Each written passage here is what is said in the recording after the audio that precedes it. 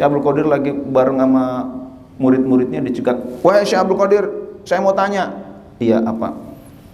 Bagaimana itu pengertian ad-dunya sijnul mu'min wa jannatul kafir? Dunia adalah penjaranya mukmin dan surganya orang kafir. Akhirnya Syekh Abdul Qadir, kan jubahnya besar tangannya. Oke, ini kamu sini lihat. Inilah nanti masa depan mukmin. Nah, dilihat. Nah, lihat. Pas dilihat, ternyata dilihat di dalamnya itu dia lihat surga. Di dalam jubahnya Syekh Abdul Qadir dilihat surga. Lalu ini adalah masa depan orang kafir, kata dia. Kata beliau gitu ya. Beliau nggak banyak jelasin. Pas dilihat neraka, nangis dia. Oh begitu. Seindah-indahnya dunia, semewah-mewahnya dunia, bagi mukmin nggak ada apa-apanya dibanding kemewahan surga. Itu bagaikan penjara, gitu kan? Tapi semewah-mewahnya orang kafir itu bagaikan surga. Kenapa? Akhiratnya neraka mereka. Nah gitu, akhirnya nangis, dia nangis.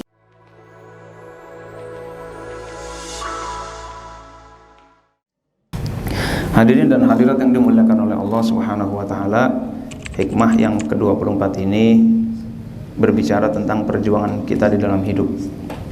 Kita baca Fatihah dulu kepada Syekh Ibnu Athaillah Iskandari, Syekh Sahibul Wafatajul Arifin. Al-Fatihah. A'udzubillahi minasyaitonir rajim. Bismillahirrahmanirrahim. Alhamdulillahirabbil alamin arrahmanir rahim maliki yaumiddin. Iyyaka na'budu wa iyyaka nasta'in ihdinas siratal mustaqim siratal ladzina an'amta 'alaihim ghairil maghdubi 'alaihim waladdallin. Amin.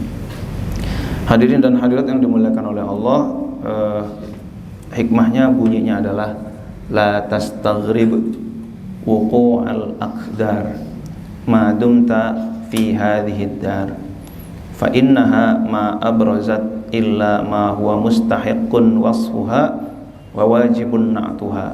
Yang artinya la tastaghrib, jangan merasa aneh, jangan merasa asing, jangan heran, ojo gumunan, ojo kagetan. Nah itu ya, ojo gumunan, ojo kagetan dalam hal apa? Wuku al-aqdar, terjadinya berbagai kekeruhan. Namanya juga keruh. Kalau air ada yang jernih, ada yang keruh. Kalau keruh itu biasanya kotor, jernih itu indah, jernih itu bersih, jernih itu terang. Nah, tapi kalau keruh itu kotor, sumpek, butek gitu ya. Jangan kamu aneh kepada buteknya dunia, gitu ya. Jangan kamu aneh terhadap terjadinya kekeruhan di dalam hidup, kebutekan, deadlock, kesusahan, kesukaran. Madum tafi hadhihi dar, selama kamu masih tinggal di dunia. Jadi yang namanya dunia ini, kalau ada yang susah, wajar, namanya juga dunia. Kalau banyak masalah, wajar, namanya juga dunia. Kalau banyak butek, wajar, namanya juga dunia. Jadi butek, sumpek, susah, gitu kan? Ya Allah, wajar, gak usah heran. Hikmah ini mengajarkan kepada kita, kalau menemukan kesusahan, kesukaran, kekeruhan, kesulitan, butek, deadlock, masalah, waduh, nggak usah heran, namanya juga dunia. Yang namanya dunia itu ketika kita terhindar dari satu masalah, apakah selesai? Enggak. Di satu perusahaan ada orang yang bermasalah, ini kalau orang ini nih nggak ada nih di perusahaan kita, beres urusan, gitu kan? Orangnya udah nggak ada, keluar. Udah selesai nggak kira-kira? Enggak, ntar ada lagi orang yang kayak gitu lagi, gitu ya. Itu akan ada.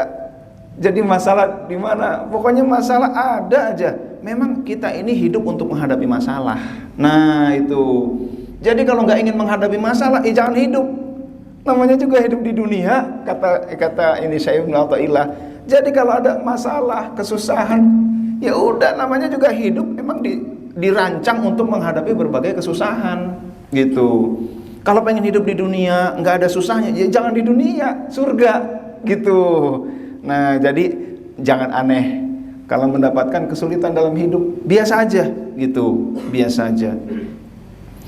Fa innaha sesungguhnya ma abrozat tidaklah menjadi zahir, tidaklah muncul illa ma huwa mustahiqun wasfuha, kecuali yang sudah menjadi haknya, memang layak sifat-sifatnya. Ini pengulangan. Wa wajibun na'tuha, dan wajib sifat-sifatnya, ciri-cirinya. Jadi yang ada, yang muncul di permukaan yang kita alami, enggak jauh itulah sifat-sifat dunia. Nah itu ya, apa karakter dunia. Nah mari kita lihat. Bismillahirrahmanirrahim. Karakter dunia ada beberapa hal. Yang pertama, dunia itu fana.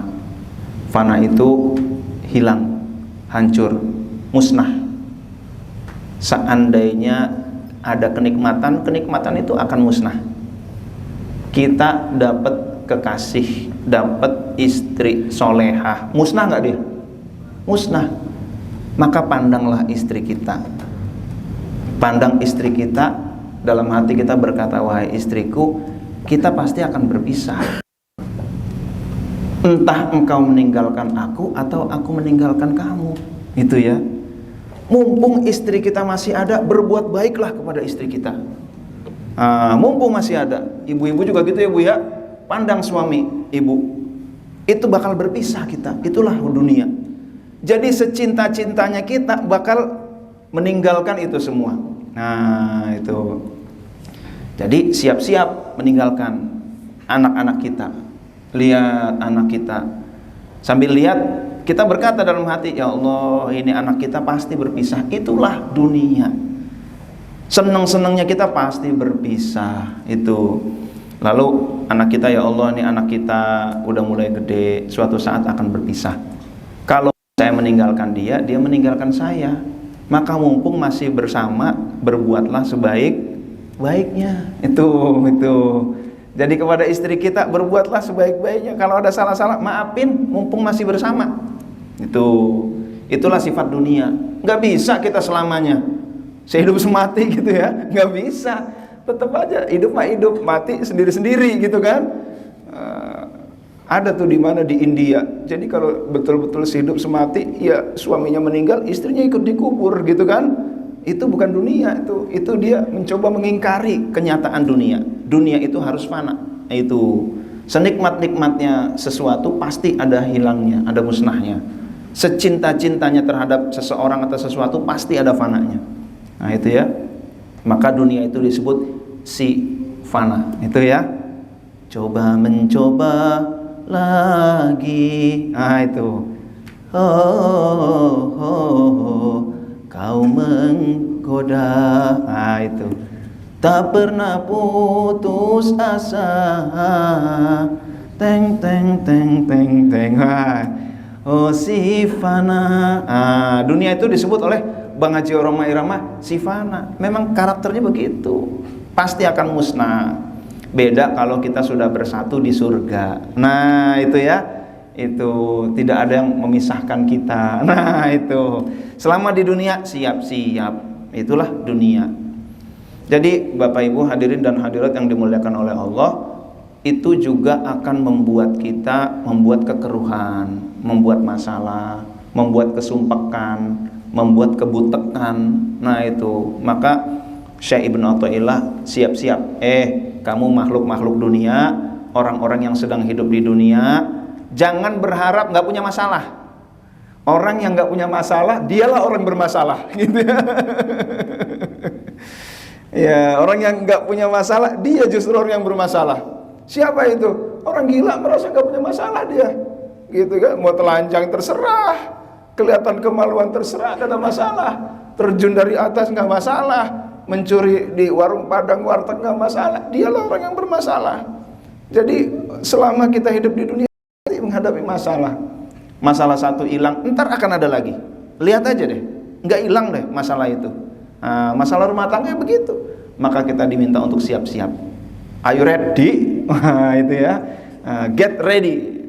Itu. Nah, apalagi karakter dunia. Karakter dunia itu penuh ujian. Kenapa kita penuh ujian? Karena kita memang dirancang untuk diangkat derajatnya oleh Allah Subhanahu wa taala. Jadi nggak ada hidup ini nggak pakai ujian, nggak ada. Justru makin banyak ujiannya, berarti dia ikut program percepatan.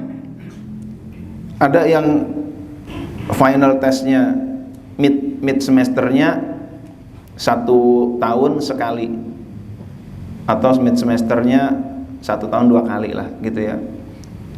Final testnya 1 tahun sekali, 1 tahun 2 kali juga ya. Tetapi ada yang pemadatan, mid test tiap bulan. Nah itu berarti lagi program percepatan tuh. Orang yang dapat musibah itu sedang mengikuti program percepatan. Itu luar biasa tuh. Jadi kalau kita melihat tetangga kita, saudara kita, teman kita, banyak banget musibahnya, padahal dia ibadahnya kuat, dzikirnya kuat, ngajinya rajin, kok dia dapat musibah terus ya gitu ya. Harusnya kan hidupnya lancar, justru dia lagi itu mengikuti program percepatan tuh. Teman saya yang begitu, puasanya kuat, akhlaknya bagus, ya Allah, ibadahnya qiyamul lailnya berjam-jam, zikirnya nggak pakai hitungan ribuan, tapi musibah demi musibah terus saja. Ada yang nggak sholat, kaya gitu kan. Nah itu justru dia lagi ikut program percepatan tuh teman saya itu. Ya Allah itu ya, apalagi diuji oleh Allah dengan ujian-ujian, apakah jadi disabilitas dan lain sebagainya. Nah itu ujian. Nah hadirin dan hadirat yang dimuliakan oleh Allah, nggak pengen diuji, jangan hidup di dunia. Makin banyak ujian berarti ikut program percepatan. Dan orang yang dicintai oleh Allah bukan orang yang dimanja, dielus-elus, nggak punya ujian, bukan. Nabi paling dicintai, ujiannya paling banyak. Ada nabi yang dikejar-kejar, ada yang nabi ditelan ikan gitu kan, ada yang nabi digergaji, ada nabi dibakar, nabi dipenjara, nabi ditimpukin. Itu orang-orang kekasih Allah semua tuh, orang-orang VVIP. Jadi kalau ada yang banyak ujiannya, bisa jadi dia VVIP tuh, gitu kan? Nggak usah sedih, jangan-jangan Allah sayang kepada saya. Itulah rumusnya. Wa innallaha idza ahabba qauman ibtalahum. Allah ketika mencintai satu kaum, Allah uji mereka. Sekarang kaum mana yang ujiannya paling berat? Palestina. Itulah orang yang paling dicintai oleh Allah Subhanahu wa taala. Mereka itu orang yang imannya tinggi. Iman tinggi itu harus diuji. Itu ya. Ujiannya paling berat mereka itu. Ya Allah, luar biasa. Nah itu mereka berarti orang-orang pilihan, bukan orang-orang yang dikutuk, bukan. Mereka orang-orang pilihan itu. Orang-orang yang imannya tertinggi, bangsa dengan iman tertinggi itu barangkali sekarang orang-orang Palestina. Nah itu ya. Nah hadirin dan hadirat yang dimuliakan oleh Allah, sebagaimana ujian yang paling banyak dialami oleh para rasul, maka ujian yang paling banyak juga dialami oleh bangsa yang paling dicintai oleh Allah Subhanahu wa taala. Itu. Nah, mudah-mudahan Allah berikan kemenangan buat beliau-beliau, amin. Nah, mudah-mudahan kita juga bisa bantu mereka ya, apapun bantuan kita, bantu doa dan lain sebagainya. Itu saya yakin kita bantu doa lah, tiap hari kita doakan mereka. Nah hadirin dan hadirat yang dimuliakan oleh Allah Subhanahu wa taala, ya inilah dunia gitu. Kata Syekh Ibnu Athaillah Sukandari, ya harus diuji. Orang-orang yang beriman jangan berkata bahwa orang-orang beriman ditinggalkan begitu saja, tetapi mereka diuji oleh Allah Subhanahu wa taala. Ahasiballadzina amanu ayyutraku ayyaqulu amanna wa hum la yuftanun. Apakah orang-orang beriman mengira mereka berkata kami beriman dan mereka ditinggalkan aja oleh Allah begitu? Enggak. Wa hum la yuftanun, mereka enggak diuji oleh Allah, enggak. Mereka enggak akan ditinggalkan. Jadi teman-teman, semakin tinggi iman kita, ujiannya makin berat gitu ya. Nah, siap-siap aja, siap-siap. Jadi loh kok setelah saya zikir kok ujiannya makin banyak. Ya memang imannya ditingkatkan oleh Allah. Setelah zikir imannya ditambah oleh Allah. Imannya ditingkatkan, setelah imannya ditingkatkan ada ujian yang kelas berikutnya. Kalau kemarin ujiannya kelas SD, berikutnya ujiannya kelas SMP. Setelah saya ikut tarekat, banyak zikir, loh kok makin banyak ujian, kirain makin gampang hidup. Loh, tadinya musuhnya 2 jadi 3 gitu. Jadi kalau masuk berantem musuhnya 1, menang biasa gitu kan. Tetapi Stephen Chow, wah Stephen Chow ya film paling ngawur di dunia gitu ya. Iya, Stephen Chow, wah kalau berantem musuhnya mental-mental ke langit semua. Dalam film apa tuh, Kung Fu Hustle gitu ya. Ya Allah, itu berarti hebat itu. Kalau Stephen Chow lawan satu musuh menang biasa, tapi Stephen Chow kalau lawan musuh mental, ribuan mental semua gitu, salah satu orang saking ngawurnya gitu kan, oh berarti dia hebat itu ya. Kadang-kadang saya nonton film itu sekali nggak cukup kayaknya gitu. Ya Allah, sampai mana tadi kita ya? Stephen Chow. Nah, hadirin dan hadirat yang dimuliakan oleh Allah, zikir banyak, ikut tarekat, lalu iman ditingkatkan oleh Allah. Pas iman ditingkatkan, ujiannya nambah, kepusingannya nambah, masalahnya nambah. Dulu nggak ada masalah ini, sekarang ada gitu ya. Musuh setannya nambah, yang ngeroyok makin banyak. Tapi Allah tidak memberikan ujian kecuali sesuai dengan kemampuannya. Kita husnudzon pertama bahwa Allah mencintai kita. Yang kedua, kita husnudzon bahwa Allah memberikan kita kemampuan untuk melewati ujian itu. Nah, itu ya. Oke, berikutnya teman-teman, itulah karakter dunia. Jadi kalau banyak kesulitan, ya wajar, namanya juga dunia. Kalau nggak pengen sulit, jangan di dunia, gitu kan? Kalau nggak ingin menghadapi kesulitan, ya jangan di dunia. Itu kerja ada gampang, ada sulit. Bisnis ada untung, ada ada buntung, gitu ya. Ada untung, ada buntung. Ya begitulah namanya dunia. Ada nggak ya bisnis nggak pernah rugi? Ada nggak ya? Saya kayaknya belum pernah dengar gitu ya. Mesti ada ruginya. Itu. Nah itu. Ya itulah yang namanya kehidupan dunia. Oke, pasti kita menghadapi berbagai resiko. Nanti saya beri contoh beberapa ya. Pasti ada resikonya. Punya anak punya resiko, nggak punya anak ada resiko. Punya pasangan ada resiko, nggak punya pasangan ada resiko. Punya pekerjaan ada resiko, nggak punya pekerjaan ada resiko. Nggak punya bisnis ada resiko, punya bisnis ada resiko, gitu ya. Nah itu, ya itu semua terima aja. Ada nikmat, ada niqmah, ada ni'mah, ada niqmah. Ini pernah kita bahas tentang ni'mah dan niqmah. Dua ini adalah sama-sama menjadi jalan menuju Allah. Nah itu, baik nikmah maupun niqmah. Ada orang yang diangkat derajatnya karena diberi nikmat. Ada orang yang diangkat derajatnya karena diberi penderitaan. Nah macam-macam. Oke, kita lanjutin ya. Lalu biasa yang namanya dunia itu ada dosa, ada khilaf, standar lah yang namanya dunia ya. Maka kita perbanyak istighfar. Kalau kata setan, ahlaktun nasa bidzunub wa ahlakuni bila ilaha illallah wal istighfar. Aku menguji manusia dengan dosa-dosa. Aku menghancurkan manusia dengan dosa-dosa, kata iblis. Wa ahlakuni bila ilaha illallah wal istighfar. Dan mereka menghancurkan aku dengan la ilaha illallah dan istighfar. Itulah yang kita baca. Maka kita perbanyak la ilaha illallah dan kita perbanyak istighfar. Sebelum ini zikir kita membaca astaghfirullahal ghafurur rahim. Nah, di akhir kita membaca astaghfirullah rabbi min kulli dzambi wa atubu ilaih. Wah, udah pada hafal semua ya, kecuali yang enggak. Ya nggak apa-apa, yang penting diamalkan. Nah teman-teman hadirin dan hadirat yang dimuliakan oleh Allah, inilah karakter dunia. Selama kita masih hidup di dunia, ya nggak bisa jauh dari ini. Siap-siap aja, siap-siap mental. Nah itu maksud Syekh Ibnu Athaillah begitu, siap-siap mental. Dan ini semua juga bisa menjadi mengganggu kolbu kita. Nah, pada hikmah yang ke-23 kemarin sambungannya di situ. Nah hadirin dan hadirat yang dimuliakan oleh Allah, maka tugas kita memang berjuang menghadapi masalah-masalah tersebut. Kalau kata lagu siapa nih? Hidup adalah perjuangan tanpa henti-henti, usah kau. Lagu siapa tuh? The Beatles. Makin ngawur makin bener ya. Ini kayak cak lontong aja ya. Ya Allah, bener nih Dewa itu ya.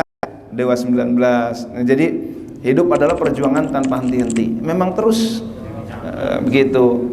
Selesai satu masalah kita berjuang lagi menghadapi masalah berikutnya. Ya begitu. terus saja naik, lalu berjuang lagi naik tangga berikutnya.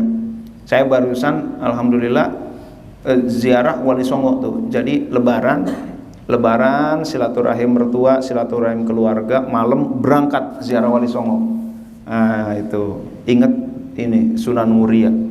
Sunan Muria itu tangganya entah berapa, 1000 ada kali zaman dulu ya. Waktu zaman belum banyak Gojek, sekarang Gojek ada kurang lebih ada 800 lah Gojek itu ya. Gojeknya roller coaster. Itu ya.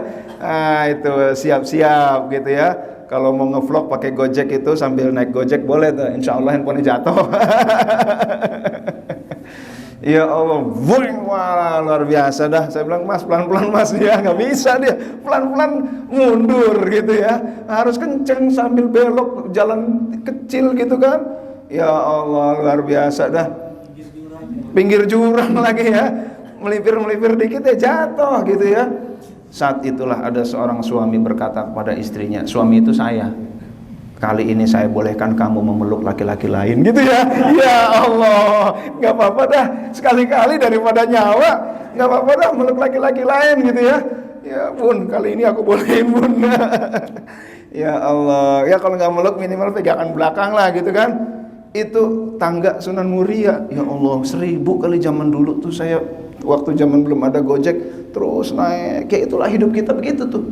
Untuk mencapai makom yang tinggi, memang kita harus melewati berbagai masalah. Allah ngasih jatah kita masalah sekian banyak untuk kita lewati. Kalau kita lulus, ya berarti kita sampai derajat tertinggi. Kalau kita nggak lulus, baru masalah lembek, quit, gitu kan? Ya namanya quitter nih. Orang tukang keluar dari masalah, nyerah. Ya itu baru tangga 10 dia udah keluar, nggak nyampe makam Sunan Muria, nggak nyampe di ketinggian. Memang begitu. Lalu bagaimana supaya kita nyampe di ketinggian, di puncak ketinggian? See you at the top, gitu kan? Wah, itu ya. Cara ya udah, setiap selama di situ masih ada tangga, terus aja kita jalani, terus aja kita langkah. Hadapi aja terus masalah. Sampai tangga itu habis. Nah, itulah. Kita dikasih jatah tangga oleh Allah untuk makom tertinggi. Baru 100, udah capek banget nih, dengkul udah gemeteran gitu kan. Udah nggak jadi, nggak nyampe kita. Nah itulah teman-teman, jadi habisi jatah tangga kita. Nah itu ya, habisi trap tangga itu. Terus hadapi masalah demi masalah, nggak apa-apa, emang semua dapat masalah. Nah itu, masalahnya pengusaha beda sama masalahnya karyawan. Karyawan lapor, Pak ini A Pak. Pengusaha ngeliatnya enggak A1, A2, A3 sampai A10. Yang karyawan yang kedua, divisi kedua lapor, Pak ini B Pak. Pengusaha ngeliatnya nggak begitu, B1, B2, B3 sampai B10. Jadi perspektifnya bisa jadi lebih jauh, lebih luas. Kalau yang ini mungkin perspektif A saja, pengusaha enggak A, B, C, D, E. A-nya juga bukan A1, A2, A3, A4. Nanti kalau ini plan ini bagaimana, harus pakai plan B, ini exitnya bagaimana, lalu mitigasinya resiko bagaimana. Wah, itu udah sampai laporan sedikit, pikirannya udah jauh. Nah itu, memang begitulah. Ya jadi kita terus saja, terus saja taiki tangga-tangga kita. Selama masih ada masalah, itu adalah tangga bagi kita untuk berada di puncak ketinggian. Amin ya Rabbal Alamin. Alhamdulillah. Nah, itu ya. Jadi kita siap-siap itu. Nah, kenapa demikian? Di dalam sebuah quote dari Imam Ahmad bin Hanbal, beliau berkata, ad-dunya daru amal wal akhiratu daru jazaa. Faman lam ya'mal huna nadima hunaka. Siap, dunia itu adalah negeri tempat beramal, akhirat adalah negeri pembalasan. Faman lam ya'mal huna, siapa yang tidak beramal di dunia, nadima. Kalau menteri pendidikan siapa tuh namanya? Nadim ya. Nadim Makarim, gak tahu nih asal dari mana. Nadim itu artinya menyesal, gitu ya. Nyesel saya jadi menteri, nggak gitu ya. Nadim mahunaka, dia akan menyesal di akhirat nanti. Nah itu. Nah maksudnya bagaimana? Dunia itu tempat beramal, bukan tempat mendapatkan balasan. Jadi kalau kita berbuat baik, balas. Memang dunia bukan tempat nerima balasan. Entar nerima balasan tuh entar. Dunia itu tempat kerja. Itu bahwa kerja ternyata kita nggak sesuai, memang entar kita berbuat baik ternyata nggak ucapan terima kasih, boro-boro terima kasih gitu kan, senyum aja enggak, ya udah entar. Karena emang dunia ini tempat beramal, akhirat itulah tempat kita mendapatkan pembalasan itu. Jadi nggak usah khawatir ketika kita berbuat baik nggak dibalas bertepuk sebelah tangan, itu ya nggak usah khawatir, karena dunia memang tempat beramal. Nah, hadirin dan hadirat yang dimuliakan oleh Allah Subhanahu wa taala, saya mau cerita, ada orang, wah enak ya jadi pengusaha ya, gitu kan, enak banget kayaknya itu, mau haji gampang, beli Rolls Royce gitu kan, gampang, beli jet pribadi gampang gitu kan, ya Allah. Tapi nggak tahu untuk menjadi crazy rich itu ada rumusnya 7M. Nah itu ya, M pertama ember gitu. M pertama adalah man.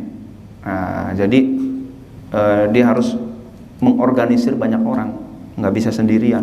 Nah, itu untuk menjadi crazy rich dia harus pandai mengelola banyak orang. Kata teman-teman pengusaha nih, saya mendingan ngangon 100 bebek gitu kan, daripada ngopeni 10 manusia. Mendingan ngangon 100 bebek, kata dia gitu ya. Bebek digiring semua nurut, manusia digiring belum tentu nurut. Itulah seninya mengelola manusia. Itu ya, manajemen adalah art, seni. Yang kedua, mental. Nah ini, kalau mental tempe gak usah jadi pengusaha gitu kan. Tapi kalau mental jus, nah itu ya, nah, itu baru tuh, Masya Allah. We bring healthy to your home. Wah luar biasa nih Mas Bahrun, mudah-mudahan jusnya sukses ya. Amin. Mudah-mudahan yang pada berusaha bisnis semua sukses semua, amin. Oke, kita penting untuk jadi pengusaha. Berusaha terus, suksesnya enggak gitu ya? Ya enggak lah. Mudah-mudahan berusaha, pengusaha dan pensukses gitu ya. Wah, pengusaha semua berusaha terus, ya pengusaha dan pensukses gitu kan. Oke, yang kedua mental. Mentalnya harus tahan banting. Gagal bangkit lagi. Itulah. Nggak boleh mental tempe, apalagi mental kerupuk melempem gitu ya. Nah, tempe masih mendingan. Nah, itu. Lalu yang kedua manajemen keuangannya, manajemen marketing dan lain sebagainya. Keempat, M lagi, modal. Oke. Nah, bagaimanapun juga bisa nggak pakai modal? Bisa, tapi effortnya lebih banyak. Kalau pakai modal lebih dikit lah. Nah, jadi less effort ya, minimal. Oke, apalagi M berikutnya, menghadapi resikonya lebih banyak. Yang pernah saya ceritakan, di Amerika pengusaha berdoa 3 kali lipat. Kenapa? Dia menghadapi 3 hal. Pertama, tekanan. Yang kedua, menghadapi tanggung jawab begitu banyak manusia. Yang ketiga, dia menghadapi ketidakpastian. Nah itu ya, kalau kerja udah jelas, saya ini ya handphone yang bagus kenapa? Udah jelas ketaker, awal bulan saya bakal dapat segitu lagi, kita habisin aja, kita makan di mana gitu ya. Itu. Tapi kalau pengusaha, wah iya sekarang saya dapat untung, besok belum tentu. Nah itu, maka pengusaha berdoa 3 kali lipat. Nah, maka pengusaha dikira harus lebih banyak. Itu ya, itu memang begitu. Oke, karena risikonya lebih besar. Berikutnya apa? Menjalin hubungan. Masya Allah, 85% penyebab kesuksesan bukan pinter IQ-nya, tetapi pandai bergaul. Itu. Jadi menurut survei begitu. 80% bukan pinter, pandai bergaul. Pandai bergaul, pandai networking, di hire orang pinter, di hire profesor-profesor, dipekerjakan orang, yang penting dia networking. Oh dia punya teman itu, bagaimana jahit semuanya itu. Nah itu ya, salah satu orang yang saya kagumi dalam hal network, dalam hal lobby adalah Pak Yusuf Kala. Nah itu jagonya lobby. Ada kerusuhan mana, Yusuf Kala datang, beres semua. Mau di Malino, mau di Aceh, Gam udah lama enggak itu beres-beres tuh Gam. Yusuf Kala datang, beres. Oh itu ya. Jadi emang Yusuf Kala sampai diminta di Filipina tuh, gimana sih ini orang pinter banget lobby, bikin damai gitu, bikin kompromi, dipanggil, beres tuh. Nah, itu rahasianya apa tuh? Ada buku namanya Kremlin School of Negotiation. Nah, itu ya, di situ jurus-jurus negosiasi. Bagaimana seorang Uni Soviet yang dikucilkan dunia, tetapi dia berhasil melakukan negosiasi dengan banyak negara. Kremlin. Nah, itu pakarnya negosiasi tingkat dunia. Oke, berikutnya menabung kegagalan. Nah, ini ya. Jadi Crazy Rich itu nabung gagalnya udah banyak. Nah, itu gagal maning priben geson. Nah, itu kecuali setelah kaya, setelah sukses, dia udahlah, saya makomnya mau pindah ke makom tajrid. Dari mana petunjuknya begitu, udah saya tinggalkan. Nah, begitu kan? Nah, hadirin dan hadirat yang dimuliakan oleh Allah Subhanahu wa taala, jadi tidak mudah juga. Enak ya jadi pengusaha, di balik enak ada nggak enaknya. Enak ya dapat kerjaan, di balik enak ada nggak enaknya. Itulah ciri-ciri dunia. Kalau di akhirat di balik enak ada enak banget. Tuh, nggak ada nggak enaknya. Kita ambil contoh ya. Di dalam sebuah hadis Rasulullah Shallallahu Alaihi Wasallam bersabda, "Ad-dunya sijnul mu'min wa jannatul kafir." Dunia adalah penjaranya mukmin dan surganya orang kafir. Lalu ada orang kafir di zaman Syekh Abdul Qadir, dia nggak puas dengan hadis ini. Ini hadis salah nih kata dia. Ini hadis membuat orang-orang mukmin itu menjadi terpenjara. Udah nggak apa-apa deh, susah di dunia, yang penting di akhirat bahagia. Udah deh nggak apa-apa miskin di dunia, yang penting di akhiratnya kaya. Ini nih penyebabnya hadis ini nih, kata orang kafir itu ya. Ini nih penyebabnya, ad-dunya sijnul mu'minin. Dunia adalah penjara. Memang kita disuruh masuk penjara. Di dunia memang sengsara, nggak boleh kaya, nggak boleh apa, nggak boleh menjabat, nggak boleh hebat, nggak boleh mewah. Dunia penjara kok, bermewah-mewah gitu kan. Ini hadis penyebab kemudaran umat Islam. Nanyalah kepada Syekh Abdul Qadir. Syekh Abdul Qadir lagi bareng sama murid-muridnya dicegat. Wahai Syekh Abdul Qadir, saya mau tanya. Iya, apa? Bagaimana itu pengertian ad-dunya sijnul mu'min wa jannatul kafir? Dunia adalah penjaranya mukmin dan surganya orang kafir. Akhirnya Syekh Abdul Qadir kan jubahnya besar tangannya. Oke, ini kamu sini lihat. Inilah nanti masa depan mukmin. Nih dilihat. Nah, lihat. Pas dilihat, ternyata dilihat di dalamnya itu dia lihat surga. Di dalam jubahnya Syekh Abdul Qadir dilihat surga. Lalu ini adalah masa depan orang kafir, kata dia. Kata beliau gitu ya. Beliau nggak banyak jelasin. Pas dilihat neraka, nangis dia. Oh begitu, seindah-indahnya dunia, semewah-mewahnya dunia, bagi mukmin gak ada apa-apanya dibanding kemewahan surga. Itu bagaikan penjara, gitu kan? Tapi semewah-mewahnya orang kafir itu bagaikan surga. Kenapa? Akhiratnya neraka mereka. Nah gitu, akhirnya dia nangis, masuk Islam lah dia. Syekh Abdul Qadir gak banyak bicara, beliau dengan karomah saja. Orang-orang bingung, kenapa habis ngelihat dua tangannya Syekh Abdul Qadir, kenapa si kafir itu jadi nangis gitu kan? Itulah, nggak perlu banyak bicara. Yang hadirin dan hadirat yang dimuliakan oleh Allah, Ibnu Abbas juga berkata, Innallaha ta'ala ja'ala dunya salasata ajza. Allah menjadikan dunia itu 3 bagian. Juz'un lil mu'min, wa juz'un lil munafik, wa juz'un lil kafir. Ada 3 cara pandang terhadap dunia. Ada 3 treatment sikap terhadap dunia.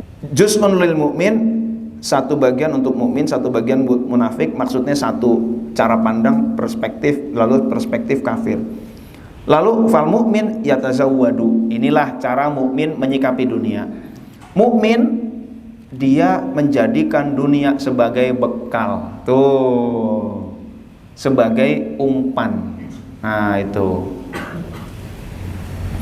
Lalu orang munafik menjadikan dunia yatazayyanu, dia sebagai hiasan. Nah, itu orang munafik. Dikasih dunia buat berhias. Lalu wal kafir yatamatta'u, sedangkan orang kafir dikasih dunia malah senang-senang dia. Kalau mukmin gak gitu. Mukmin dikasih dunia dijadikan umpan untuk akhirat. Nah, itulah sikap mukmin. Dikasih dunia itu untuk jadi bekal akhirat. Oh, berarti Allah ngasih aku dunia begitu banyak, berarti Allah meminta aku menjadikan dunia ini sebagai bekal akhirat. Itulah sikap mukmin. Nah, itu ya. Oke, kita lanjut. Saya mau tanya teman-teman, kalau kita mau camping, itu kira-kira apa yang kita perlukan untuk camping? Ya, dandang. Nah ini ya, apalagi? Ini kok dandang duluan ya? Ya, apa? Oh tenda, kira dandang ya? Iya. Apa karena dijual ya di? Iya. Tenda, apalagi? Tendanya sewa apa beli? Bisa sewa, bisa beli ya. Beli berarti pakai duit. Oke, apalagi selain tenda? Kompor, korek, apalagi? Kayu, apalagi? Masih ada kayu ya. Apalagi kira-kira? Makanan ya. Apalagi tuh? Alas, kopi, sari puspa gitu ya. Banyaklah itulah ya. Ya Allah. Itu camping semalaman, repotnya luar biasa gitu ya. Kalau nggak percaya coba camping deh yang kayak begini-begini nih ya. Ampun, repotnya berhari-hari gitu kan. Oke, udah selesai habis camping, belinya di mana, ributnya udah kayak kiamat sughra gitu kan. Ya Allah, bagi yang nggak biasa ya, camping habis itu camping tidurnya di alas, di bawah, di tanah, kadang-kadang kedinginan. Pulang, apa yang dilakukan habis camping? Kerokan gitu ya. Ini bener nih, kami sekeluarga pulang camping sakit semua. Ya Allah gitu kan. Kehujanan, kedinginan, kerokan, apalagi? Urut, beres-beres. Sakitnya begitu lama gitu ya, beberapa hari. Itulah kenikmatan dunia teman-teman. Kenikmatan dunia pasti diiringi berbagai kesulitan. Beda sama di akhirat. Nah itu kan. Jadi dunia memang begitu. Jadi kalau mau nikmat susahnya lebih banyak gitu. Wajar, itulah tangga yang harus kita lewati. Itu. Oke. Duren musangking. Wah. Apa yang perlu kita lakukan untuk mendapatkan duren musangking? Beli gitu ya. Mahal apa murah? Mahal. Untuk mendapatkan makan duren musangking mungkin kita perlu berhemat.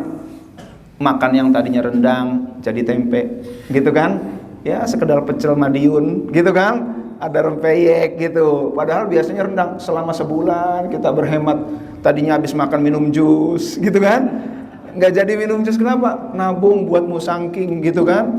Habis buat musangking akhirnya belilah dia durian musangking 400.000, 2 paket jadi 800.000. Habis makan durian musangking lapor istri gitu kan, sampai lapor istri diapain? Oh, cuma buat makan doang gitu ya. Nah, itulah kenikmatan dunia, teman-teman. Jadi ya wajar. Kalau di akhirat makan durian musangking perlu apa?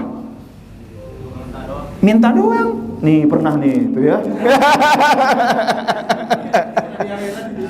Oh, udah. Pak Wafi pernah mimpi dia near death experience lalu dibawa ke surga. Pengen duren, datang duren, set. Pas udah makan duren, enak banget duren, udah kelihatannya udah cukup, hilang sendiri. Nggak ada kesulitan sebelum maupun setelah. Itulah surga. Tuh. Jadi dunia ya begini, harus ingin mendapatkan kenikmatan ya diiringi dengan berbagai kesulitan. Itulah prosesnya, itulah dunia. Nah, itu ya. Jadi jangan berharap dunia enak-enak, nggak bisa, harus ada perjuangannya. Nah, ketika kita dapat masalah, Umar bin Khattab berkata, in sabarta madha amrullah wa kunta ma'jura. Kalau kamu dapat masalah, kamu sabar, itu takdir yang digariskan tetap terjadi dan kamu mendapatkan pahala. Kalau kamu mengeluh, takdir Allah tetap aja terjadi dan kamu dapat dosa. Pilih. Nah, pilih ridho atau pilih mengeluh. Pilih ridho berarti takdir tetap berlangsung, dapat pahala. Pilih ngeluh, takdir tetap berlangsung, dapat dosa. Na'udzubillah min dzalik. Berikutnya teman-teman, Imam Ghazali berkata, ad-dunya mazra'atul akhirah. Dunia adalah ladang untuk akhirat. Ini mirip dengan yang tadi, dengan kata-kata Imam Ahmad bin Hanbal, ad-dunya daru amal. Dunia adalah kampung tempat kita beramal, bukan tempat kita mendapatkan balasan. Bahwa kita dapat percikan balasan, alhamdulillah. Maka sikap kita teman-teman Jadi nikmat itu, dibalik nikmat ada kesengsaraan. Nggak punya pasangan kayaknya enak, kalau punya pasangan. Pas punya pasangan enak nggak? Enak juga gitu ya. Tapi enak semua apa ada nggak enaknya? Ada nggak enaknya. Itu pasangan itu, nikmat dan penderitaan. Nggak punya anak pengen punya anak, kayaknya enak kalau punya anak. Itu punya anak kecil perempuan, dicakep-cakepin gitu kan, bajunya bagus. Pas punya anak apakah enak semua?